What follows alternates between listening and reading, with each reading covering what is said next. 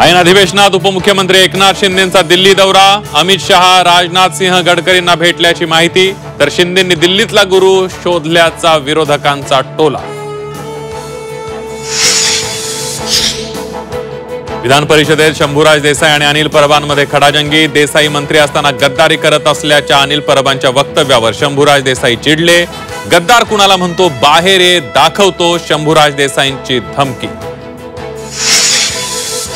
विधिमंडळाच्या प्रवेशद्वारावर नीलम गोऱ्हे आणि वरुण सरदेसाईंमध्ये खडाखडी, उपसभापती नीलम गोऱ्हेंच्या बॉडीगार्डकडून धक्काबुक्कीचा वरुण सरदेसाईंचा आरोप, सरदेसाईंनी व्यक्त केला संताप।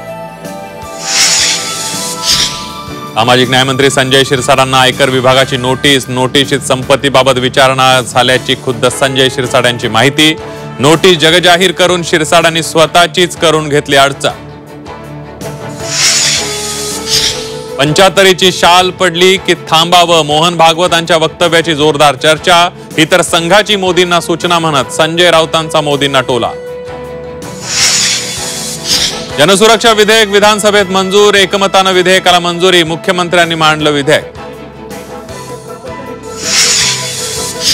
मुंबईतील शिक्षण क्षेत्रात मोठा भ्रष्टाचार, शिक्षण उपसंचालक संदीप संघवींवर आमदार संजय उपाध्याय यांचा गंभीर आरोप, तर संदीप संघवींचे तातडीनं निलंबन।